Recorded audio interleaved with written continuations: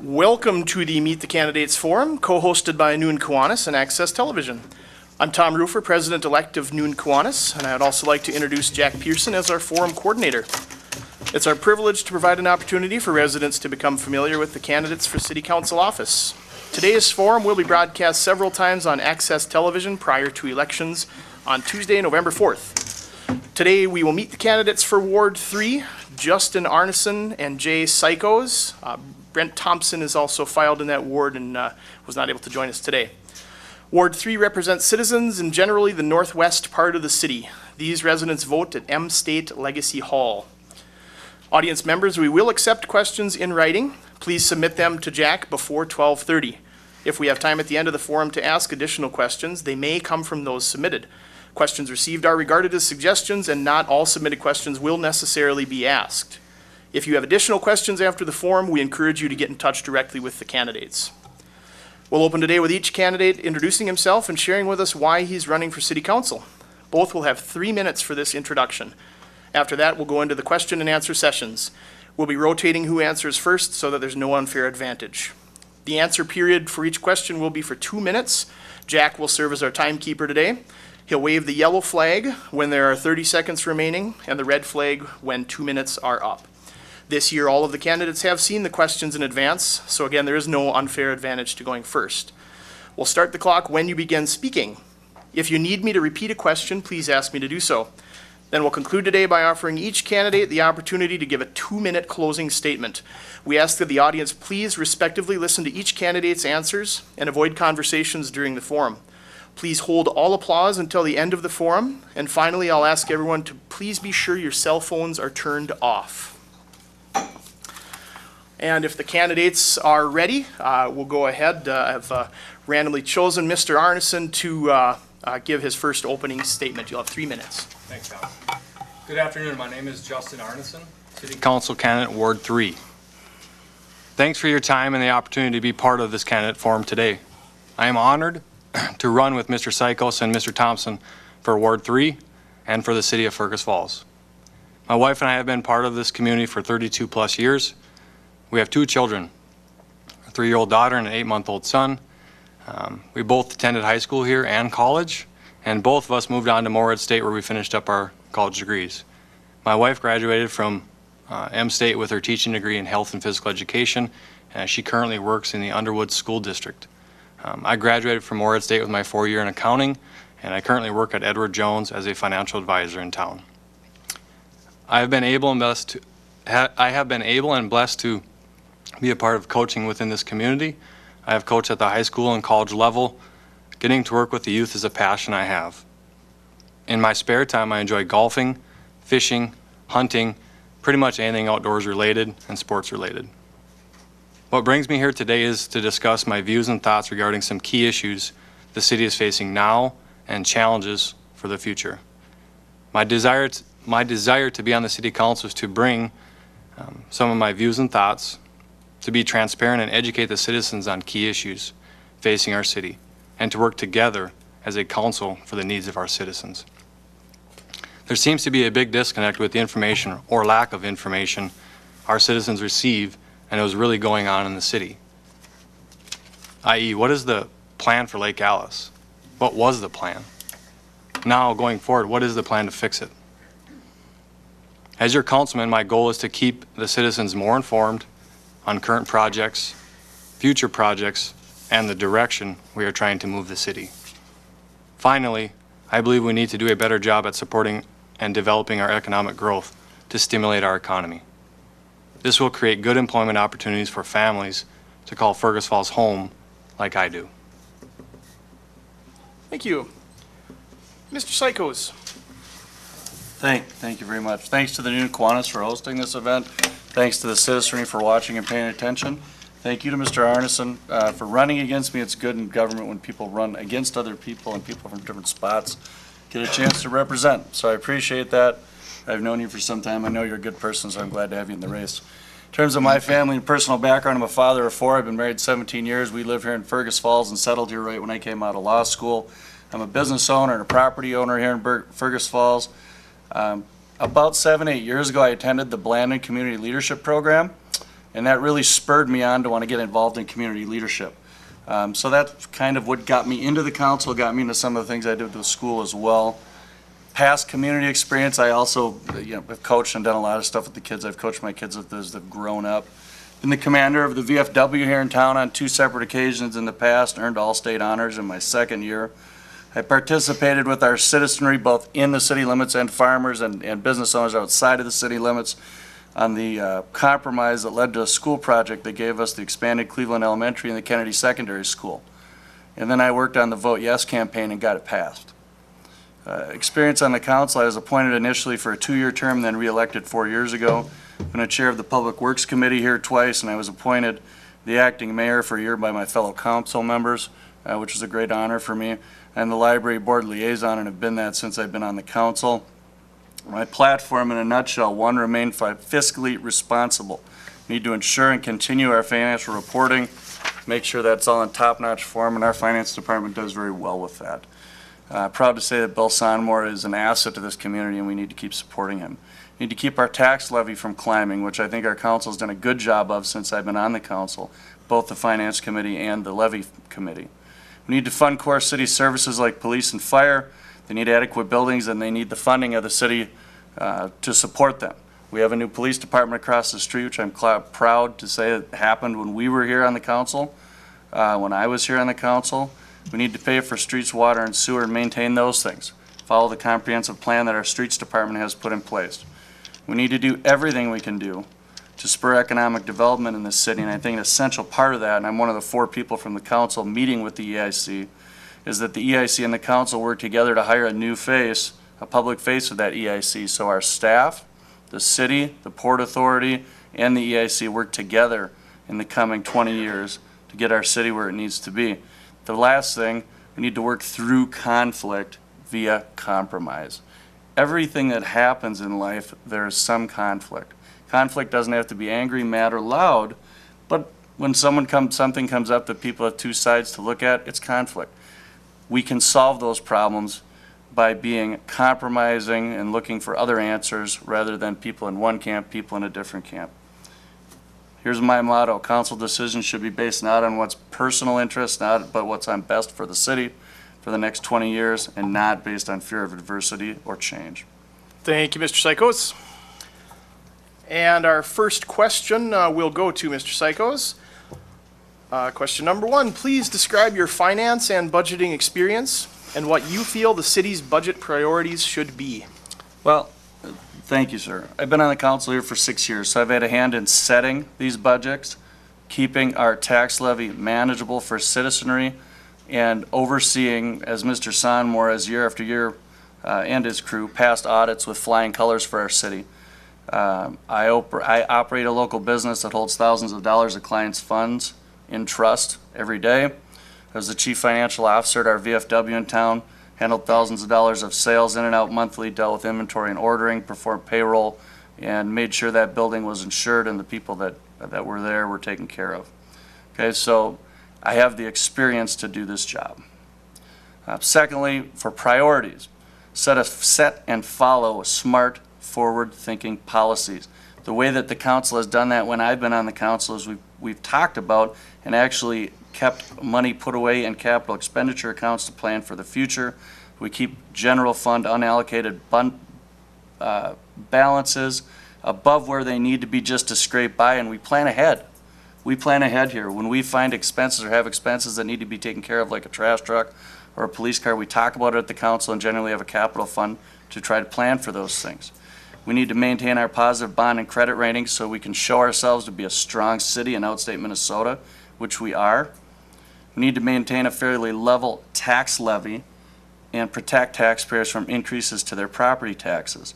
One way we've done that is we've been creative in funding projects. People said we couldn't get a sales tax done, and we did that. We also have state money to deal with our other big issue that's going to come up today later, I'm sure, which is the RTC. Finally, don't borrow or spend what we don't have. And I think our Finance Department, Tax Levy Committee, Mayor and others have done a good job of that. So I don't think radical change is needed in our budget or fiscal policy department. I think we're doing well there. Thank you. Mr. Arneson. My background is in accounting. I worked at Lake Region Healthcare in the finance and accounting department for 3+ years. I understand the budget process and the key components in having a successful outcome for all parties involved. The budget process takes time. There also needs to be an open line of communication for input and have various subsequent meetings to discuss potential cuts. The departments or organizations being cut should have a voice for before the final decision is made. My first priority would be to review the process we currently have. To my understanding, the council was given the 62-page, $42 million budget for fiscal year 2015 5 minutes before the council meeting. Subsequently, they were asked to approve the budget that night because it was the deadline for the submission to the county. According to the council handbook, the councilmen were supposed to receive the budget and supplied it on the first council meeting in September. My question is, why didn't this happen? We want them to do their due diligence, but we didn't give them the time to look through it. Furthermore, to my knowledge, there were 3 big losers for the 2015 budget: Center for the Arts, Historical Society, and West Central Initiative. What was the process and who decided to cut the programs? And what was the criteria used to make that decision? These folks weren't asked. They had no voice. They were just told. My second priority would be to address the potential loss of property taxes when Hoot Lake closes its coal operation in 2020. The answer isn't to start making cuts now and being reactive, as some have suggested. The answer is to make up the difference in growing this community. The Kirkbride has a 15-year tax-free status. After that, this would be a great way to increase our tax base for the city and the school district. My third priority would be to make sure we're budgeting enough to keeping maintaining the roads and the streets that our citizens use and our tourists. Thank you, gentlemen. Next question will go to Mr. Arneson first. What top 3 city services or infrastructure need addressing, and why should these be priorities? As I alluded to in question 2, we need to address our city streets. Our lack of maintenance portrays a negative image of our community to potential businesses, our citizens, and tourists. We have some roads that need addressing, and I believe we should have a scheduled maintenance program that addresses those streets on a rotating basis, but rather not street by street, but by sections of town. And that could very well be on a 5 or 10-year period. I believe we need to focus on economic development. We need to have a clear and concise plan to attract businesses to our community.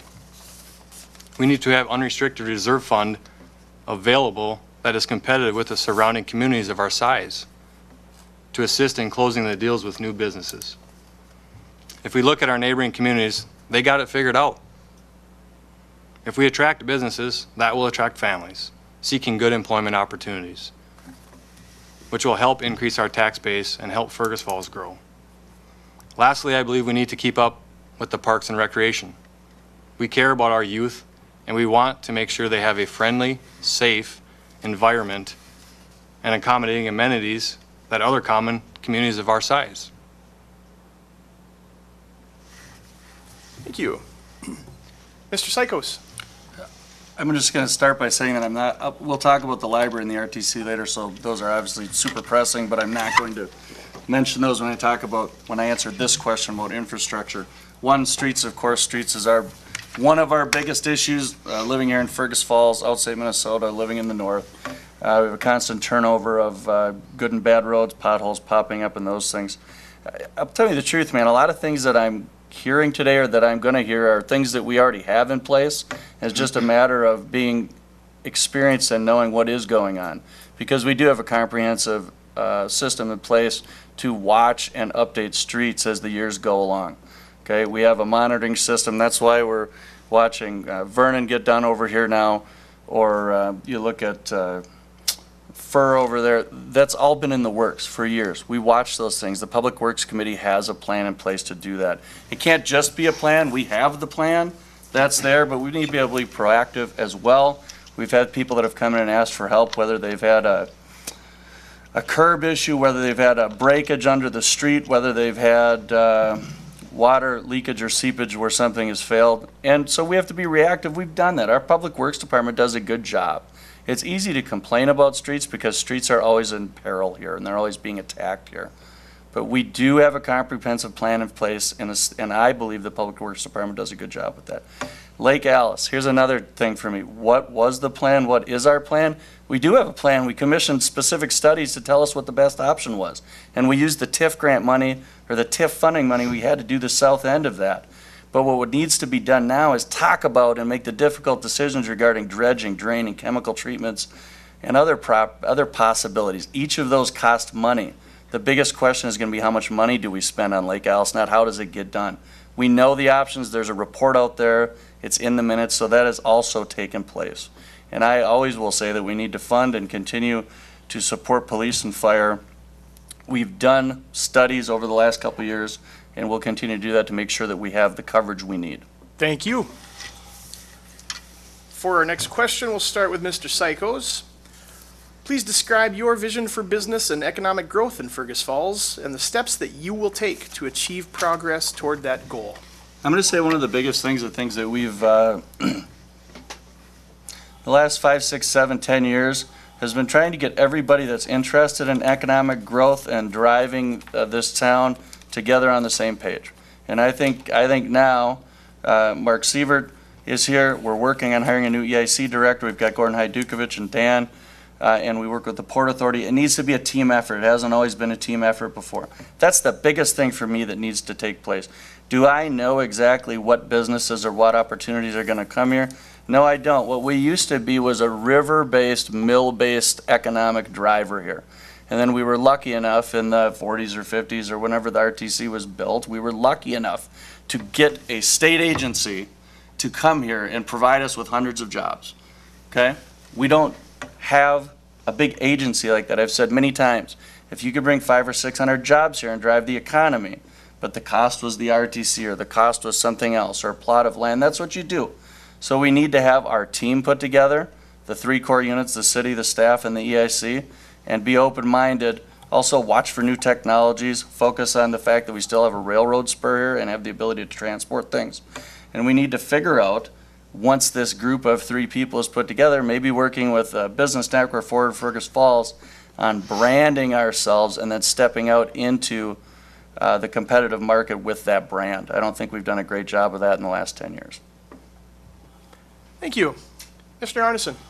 I believe we need to create a culture to be open-minded, be flexible to changing needs of businesses, and to partner with businesses and greet them with open arms when they look to Fergus Falls as being a great place to open their business. As I stated earlier, Hoot Lake will be shutting down in 2020. The answer isn't to start making cuts. It's to get businesses here to create opportunity of higher paying jobs. There are alternative solutions, but I don't believe any of those should include cuts. We need to think proactively and recruit businesses and entrepreneurs. In doing so, we need to make sure we have the proper infrastructure to accommodate for the anticipated growth. If we look to our neighbor community, Alexandria, they use the technical school very well as an asset to their community. Many graduates are able to attain work right there in Alec with the skills needed because the employment opportunities are aligned with the programs they offer at Alec Tech. We need to use M-State as a resource and an asset to get businesses to town. We can offer the skills and training for graduates to stay and work right here in Fergus Falls after graduation. Thank you. Our next question will go to Mr. Arneson first. In the 2013 community survey, 97% of respondents said that the public library is an important community asset. How familiar are you with the public library renewal project, and what is your vision for the project? I did read about the renewal project. It's a pretty lengthy document, the one that I was reading through, so I stopped in. I wasn't sure what phase they were at, so I stopped in to talk with Aaron Smith yesterday. I think the public library is an asset to this community. My wife and I take our daughter there to check out books and occasionally go on the weekend activities. With that being said, I understand they are still waiting on the final site analysis and the costs from the architects. Erin was excited when I met her because she was anticipating that very information very soon. So until that information becomes public, I can't clearly form my final opinion, but I do believe we need to expand the footprint the current library is on to accommodate the demands for the services in this community. Thank you. Mr. Sykos. Thank you. Yeah, I am very familiar with the project because I'm the council liaison. Aaron Smith, our director, has done a great job coming in 3-4 years ago as a new person, listening to community input, and then bringing the knowledge base she had as a younger person to what this project really need. She's really, and I asked kind of specifically for this because before that I didn't know a lot about what library services are in the next 20 years or even right now. She's been able to show us in terms of technology, space needs, programs that are offered at the library, together with the group that's doing the space study and the analyzing that, what we need. Why is the library important to the community? People of all ages, not just older, young, read there, they study. The library proctors tests. We have technology classes. They have programs for children and adults there. People search for jobs there. There's professional and trade resources there, and online access, which is ever important in an outstate community like this where some people, many people, don't have that yet, especially elderly. So my vision is, and you know, my vision, do I design libraries? No, but we have a library director who I trust. And that's one of the key tenets of being a good council member, is not attempting to micromanage every department, but trusting in the people that you've hired. I trust Erin Smith. And I think I'm going to be very comfortable following her footprint, together with her listening to others' input, of an upgraded facility. I think it will need to be larger. I think it will need to be more forward-thinking in terms of technology, infrastructure, and data capabilities. Peg Werner from Viking Library System talked to the library board meeting the other day about exactly the kind of wiring and data needs that we need. That's the biggest thing going forward. I don't know how much the footprint has to change. It will probably be larger, but we need to be ready for what technology brings us. And it should be a place where you can do a number of things. Enjoy a book, enjoy some fellowship, most importantly, get information and access to technologies that the rest of the world has, whether you have that in your home or don't. Thank you. All right, our next question will start with Mr. Sykos. The future of the Kirkbride is an ongoing community discussion. Please comment on your vision for this facility. First thing I'm going to say is I enjoy this topic, and I enjoy it because it's passionate, and it's passionate on more sides than one. So I think it's a great topic, and it's a great thing to have in our state. It's not a problem, it's an opportunity. I've said many times that I value that complex. Personally, I ride my bike around it often. My kids love it. It's cool. It's the kind of place I would have wanted to run around out in front of and check stuff out when I was a kid. I appreciate the things that have gone on there over the years in terms of treatment and what it meant for the community. But I'm going to draw some really clear lines in the sand versus me and my competitors. The first is, I don't think tax dollars should go to the developer in this project. I think the developer should develop land, and that's not what the city does. We're not private profit developers. The second is, I don't think long-ball mothballing of the facility is a feasible answer. We have in our pocket substantial funds to help the demolishing of this Kirkbride facility if need be. And I've had far more people call me and tell me they don't want their tax dollars paying for that or to someone to develop it while the building is sitting there. I don't think taxpayers want the continued liability or question about whether they're going to have to pay to demolish it if that needs to be done. And I'm not saying it must, but if. And I think the third thing I'm going to say is that if the current developer doesn't comply with what the council has requested, part of the RFP that was sent initially to people, we need to, as a council, move on and consider partial demolition as an option. And we need to seek partners then for partial rehabilitation of the complex, specifically the Kirkbride Tower. It's a project we've been going at for more than 10 years. This council and councils before us have done their due diligence. Council intervention is the only reason that building is standing today. So the challenge that I put out to people involved in Friends of the Kirkbride or people that want to save everything at all costs is, you need to recognize that a solution may include partial demolition. I hope not, but I'm also a realist. 10 years later, that's probably what's going to have to happen. Thank you. Mr. Arneson. First thing I want to address is, from my knowledge with being at a few council meetings where they're discussing on the Kirkbride, I don't believe we're talking about using taxpayer dollars for any of the project up there. Mr. Willie's been proposing to use his money. We're not going to be using the city's taxpayers' dollars to renovate that property. So I just want to clear that up for you folks. I believe the proposal and redevelopment plan that Mr. Willie has his nationally recognized historic properties LLC and the $42 million that he is bringing to the table to restore this revered asset is worth moving forward with. Mr. Willie and his team have successfully, let me repeat that, successfully restored 50 plus properties across the United States. Their proposal is a great way to utilize this magnificent asset we have right here in Fergus Falls. In Phase 1, the proposed amenities include boutiques, restaurants, and apartments. Phase 2 consists of building a hotel. I believe this will attract many tourists to Fergus Falls. I believe the sky is the limit on the endless opportunities this could present. People would have a reason to come to Fergus Falls. This has been demonstrated by the 11,000 plus tours that have already been taking place up at the Kirkbride. To do our due diligence and make an informed decision, why hasn't any of our current council inquired about the redevelopment of the Wilmer campus, now known as Midwest Technology Center? The square footage is similar in size, and they have successfully created more than 390 jobs with an average salary north of $75,000. I think we could use this as a resource and learn from it, don't you? Instead, the city has done a great job at setting up roadblocks for a number of interested developers who want to help Fergus Falls restore the property. These developers don't even live here, and they see the history and opportunity the building presents. Doug Burgum, one of the wealthiest men in North Dakota, told the city council in June of 2009 he personally guaranteed that there would be no loss to the taxpayers, to the citizens of Fergus Falls. Thank you. And this for our next question, our final question regarding the pre-prepared questions will go to Mr. Arneson. We recognize city council terms are for only 4 years, but what you do during your term lays the groundwork for the future of Fergus Falls. How would you describe Fergus Falls in 2024?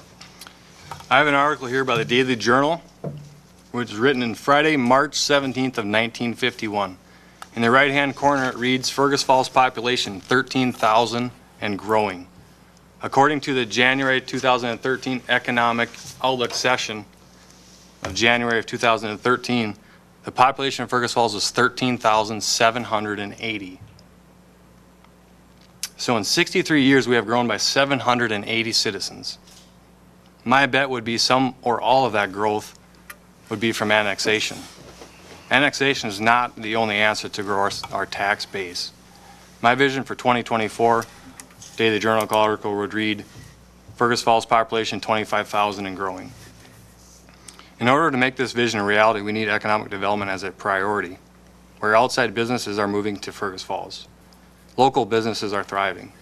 Good paying jobs are attracting families, affordable housing, tourists attract, like the Kirkbride, a scenic walkway on the river, potentially a aquatic water park, and revitalizing downtown and the mall that we got. Restoring Lake Alice, as Jay mentioned, and taking pride in how our community looks. Thank you. Mr. Sykos. Thank you. I mean, everybody's hope is that you're going to grow in residency and tax base.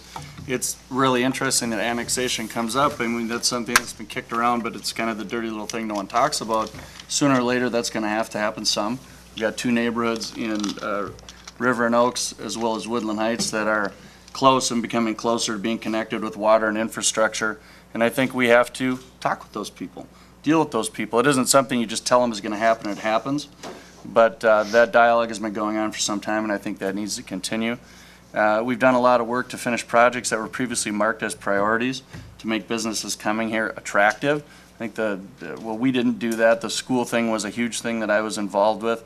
I think just having the infrastructure of having the police department here, the arena was what it is, but I think quite frankly, it gives a great financial benefit and economic benefit that you could measure by asking a number of hotel owners around here over the years. What I really liked about that is we were creative in how we funded it instead of just putting it onto property taxes. I expect there will be manufacturing here as there is now. I expect we'll have the hospital, and I sure hope we still have Otter Tail Power here. We need to do whatever we can to continue to make doing business here attractive. I know we can't continue to rely on those drivers alone. Like I said before, I really think that having the EIC, the city staff, the council, and the Port Authority all on the same page as we hire this new person and brand ourselves going forward is the most important thing that we need to do.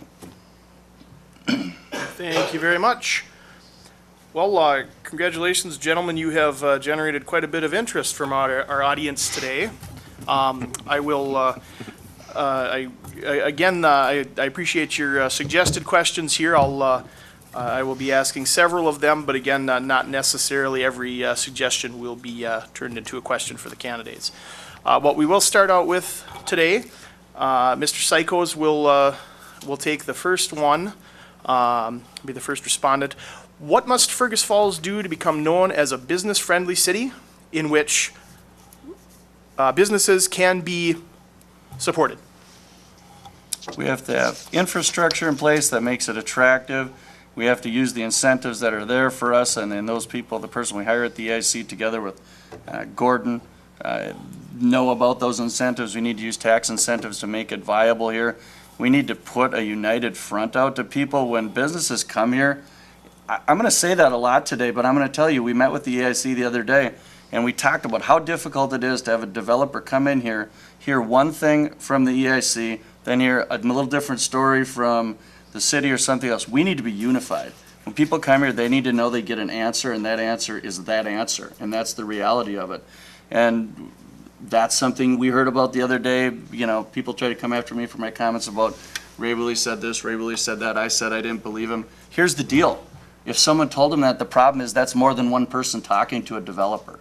That's a big deal. So unification of our powers and our driving our ability to drive the economy here is paramount. So unify that, keep things attractive, put a united front out there, use our tax credits and tax tools wisely. Thank you. Mr. Arneson. Can you go ahead and repeat the question, please? Yes. What must Fergus Falls do to become known as a business-friendly city in which businesses can be supported? I think, I kind of alluded to in my question 3. I think we need to have a doormat, if you will, of a welcoming community to businesses. I think we need to, like Jay said, increase incentives. I mean, there's programs out there that we can incentivize to help get businesses here. I think we need to have a reserve fund for the EIC director that has no strings attached, but of course would go through the EIC board. He or she would not be making all of the decisions with the reserve fund. Some of the neighboring communities, their reserve funds 5 to 6 times more than what we have. So to help a new business coming to this town and being flexible, we need to help with them and have and incentivize them to come here. I think this is a place, like I said earlier, I call this place home. We need businesses to call this place home. We need business to realize what a great place we have here and an asset, and how they would be an asset to our community. Thank you. And our next question will go first to Mr. Arneson. Can you tell us about any programs, initiatives, or development done by other cities that you admire and would like to try to replicate here? Well, to my knowledge, I don't have a list of programs, but as I stated earlier, that Wilmer, that RTC, I've done a little checking on that. That was a pretty neat redevelopment of that structure. Similar footprint what we got right here. We have yet to pick up the phone and call them and ask what they would have done different, what worked, what didn't. I think we need to use our resources in these other communities that are thriving all around us and find out what's working. And then obviously not all that's going to be tailored exactly to Fergus Falls, because we have our own brand, but we can use some of those pieces, I think, to benefit Fergus Falls. Thank you very much. And Mr. Sykos. You know, the city that's going to come to the top of my mind is Grand Forks. That's where I went to law school. And it's been a drastically changed town even since then and after that flood that devastated that city. Not only is that a town that has worked very hard to bring in large retail development and keep manufacturers, but they have branded themselves a tourist destination, really branded themselves that, and built the infrastructure to provide for it. If you drive by, is that 2 that goes north, 70, whatever goes north out of Fargo up to Grand Forks, and you just drive by the row of hotels there, by the Alaris Center. It's unbelievable. And the other thing that Grand Forks does extremely well, and other cities in Fargo or in North Dakota, are they focus on their city driving itself. They make the money. It used to be, now we've got the different things going on in the western part of that state, but it used to be that North Dakota thrived off 3 big cities, and Grand Forks was one of them. They've done a good job of being independent, focusing on growing businesses and becoming a destination, branding themselves, and they've also done a great job at keeping a strong focus on, as Mr. Arneson mentioned, kids, schooling, and those kinds of experiences. They have a park system that's amazing. They have golf courses and different things up there. Heck, they also have, what did they do? They built an aerospace empire basically up there. They branded and decided 25, 35 years ago they were going to focus on aerospace, teach it, and make an industry out of it there. And they've done it, even going to the point of getting legislature passed in the state of North Dakota to assist that group of technology. That's the kind of stuff that cities need to do on a larger scale. We could always say Alexandria, it's great, the last 20 years they've outgrown us, but that gets tired to me. It's true, they have. We need to be better than them. I think Grand Forks is a great example. It's an incredible city. All right, thank you. Two issues that I would like both candidates to address. We'll be starting with Mr. Psychos. Could you please address the issue of closed meetings and your explanation to the public regarding the purpose and necessity for those, as well as far as public contact, do you feel that the current city council adequately responds to citizens that have concerns? Well, let me tell you this.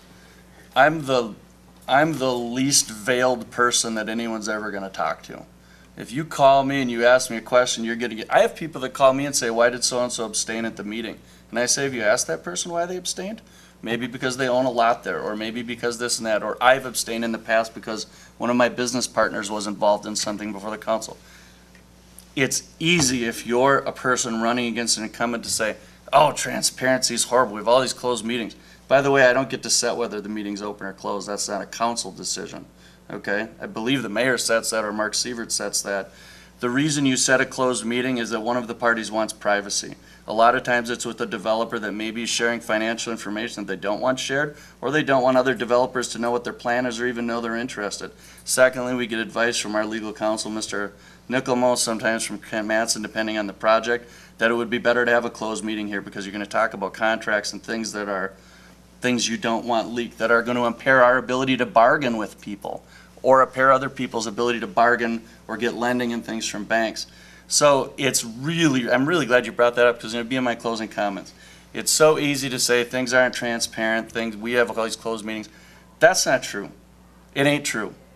When I came on the council, I didn't come on the council and ask to be appointed by this group and by the mayor because I was like, wow, things are so bad at the city. I came in because I was interested in putting my 10 cents into what goes on here and learning about it. There isn't an evil empire going on up here in these seats before you. Anybody can walk in that door and ask a question. Anybody can call me and ask a question. Anybody can ask the mayor a question. That's an easy out for somebody attempting to attack the people that are sitting up here now. It's not true. You can, if you want a piece of financial information, you ask Bill Sonmore, you'll get more than you asked for and then some. This city does a very good job in all of its departments, auditing itself, being professional, and being accountable. Thank you. Mr. Arneson. Same one? Correct. Would you like me to repeat it? Yeah, go ahead. Please address the concerns that some have raised regarding closed council meetings, what you feel the purpose and necessity is for those, and then also how do you feel about the performance of the current city council responding to the citizens? Well, to Jay's point, we've had a lot of closed-door meetings and more recent than we ever have. I'm not sitting on the current council, so I can't really give you my opinion on why they're closed door. I understand that some things do need to be handled closed door for discretionary purposes. I understand that. But when there's key information that goes into making a decision that affects the city of Fergus Falls, and they just come back with a decision and no reasoning behind that decision, that's where I question it. And also when I've been out walking in my ward, there's a lot of people, which that's who we represent as the citizens of Fergus, are questioning some of the decisions that are being made, and they don't have any information to go along with the decision. Okay. Thank you. The next question, we'll start with Mr. Arneson. With the demolition of other Kirkbride facilities around the country costing far more than what the state has given the city, and with past community projects having gone over budget, such as the removal of the trash incinerator and the community ice arena, how would the likely cost overages for demolition of the RTC be paid for? It's a great point that you brought up. It seems to me, sitting outside looking in, we're trying to say we're doing our due diligence on Ray Willie and his proposal. Come up with the financial statements, come up with this, come up with that. This man is coming to this city, doesn't live here, wants to put money.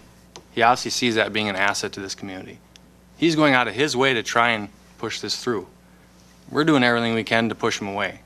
I don't understand the discrepancy there. We're ready to just demo it. Last time I checked, I have yet to see a proposal to show what a demo cost is going to be. I think we have 4.7, correct me if I'm wrong, set aside for demo. What if the demo bid comes back to 6.5? How are we going to pay for it? Talk about doing due diligence. It'd be nice to see if the demo is the place we go. Is the taxpayers going to pay it, or who's going to pay it? Thank you. Mr. Psychos? I really found it interesting when Mr. Speedall voiced the same thing in front of the council, kind of at his open forum thing. It now seems like the strategy from Save the Kirkbride at all costs, whoever that may be, is that we're going to go to the fact that now you don't have enough money to do it, so you waited too long. The only reason that thing's still standing is because the council has tried for years and years to find a way to save it. If it comes to the fact that we don't have enough tomorrow, the date when demolition comes, then I would imagine, and I can only speak to the future, I can imagine that we're going to have to selectively demolish parts of it and look for some income streams from selling off portions of it or doing other things to take care of the rest of the demolition. I am clear when I've said, and I've said it many times, my biggest concern about continuously pushing this off is the value of inflation is not accounted for and the state isn't giving us more money. I can't tell you how many times I've made that point, and the Love the Kirkbride group does not listen to that and doesn't want to take into account, because the idea is it should be mothballed into ad infinitum. That's not the way it should be done. I don't know the exact answer if it were to go over like I just talked about, but it would have to be selective sale and selective demolition over time. And I expect that no matter what happens, a good part of it is going to be saved anyways, especially the Kirkbride Tower. And I'm not saying that I don't want Ray Willie's project to proceed. I can be painted that way, but that's not the case. To say that we've done everything to put roadblocks into that developer's way, all you have to do is get us simple information that we've asked for numbers and numbers and numbers of months over and over again, not been supplied. I would love it. And in fact, when he was in here in a closed meeting with he and his attorney that he wanted closed, I said to Mr. Willie, I want you to understand, we're not trying to be hard. We like you and we like this project. I get along with him. I told him that I appreciate him being here, and I do. But we also need to have the other side of it in mind. Okay, but it's really interesting to me that last week it became abundantly clear the new campaign strategy was, well, you don't have enough to demolish it anyways, you guys are hosed. That's not true. Thank you.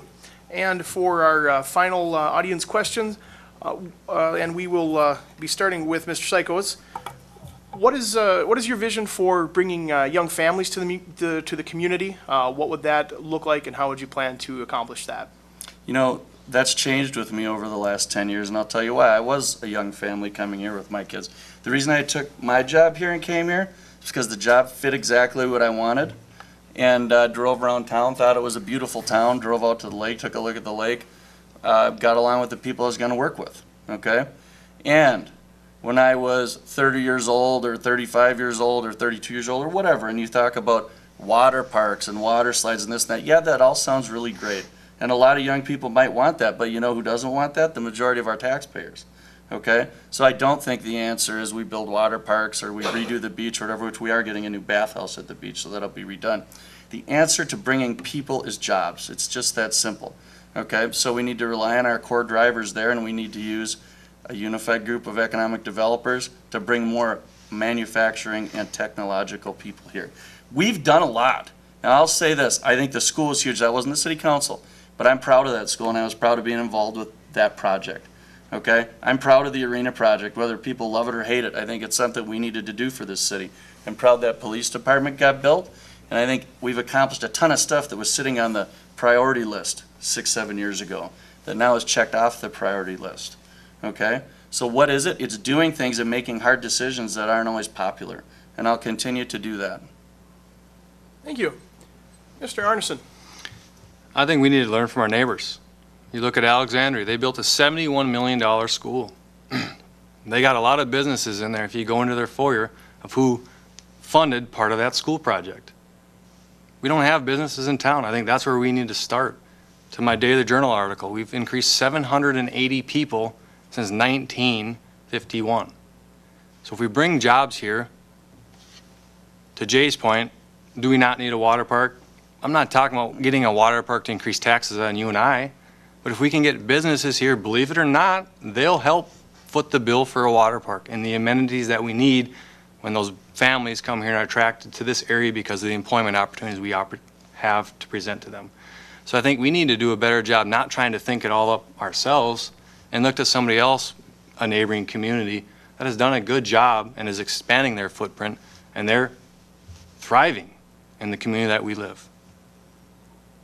Thank you very much, gentlemen. That ends the question portion of our forum today. We'll move to our closing statements. Mr. Arneson started us off, so this time, Mr. Sykos, you'll have 2 minutes for your closing statement, please.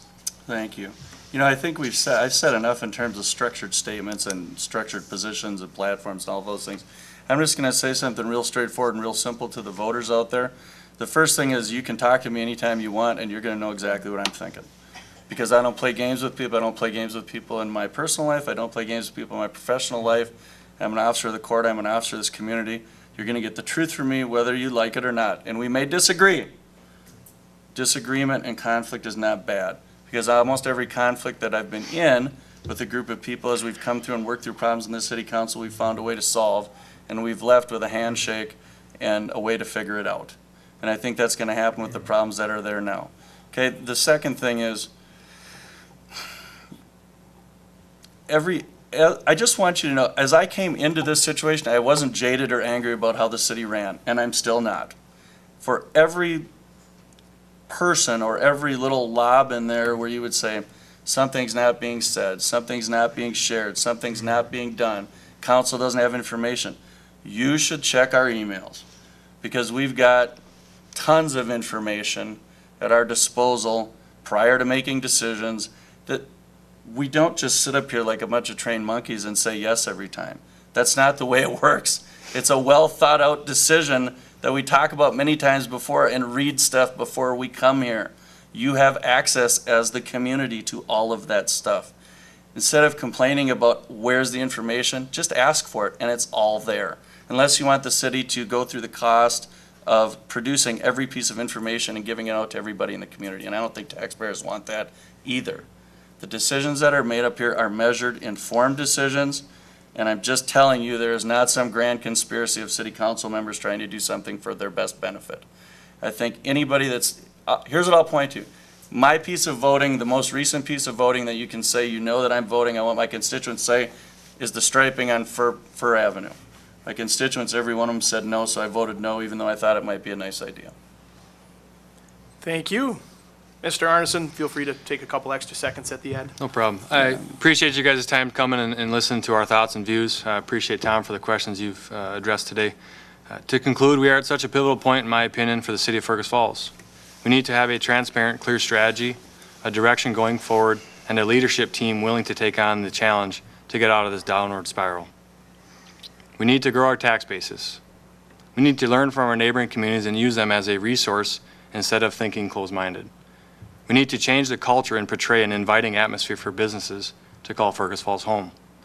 What legacy do you want to leave for your children and grandchildren? My wife and I grew up here. We want to raise our family here. I want my kids to raise their family here. The decisions we make today should be building the foundation to leave a shining legacy. Think carefully about what you want for the future of Fergus Falls. Thanks for your time. I would appreciate your support on November 4th. Thank you. All right, thank you very much, gentlemen. That concludes our forum. It also concludes the New Kiwanis Meet the Candidates series. I have been informed that there will be a forum hosted independently for Ward 4 tonight, held here at the City Council Chambers at 6 p.m. But thank you again for your attendance and your questions, and have a great day. Yeah. Well, there's a couple of them, and they brought in a new guy, but he doesn't have.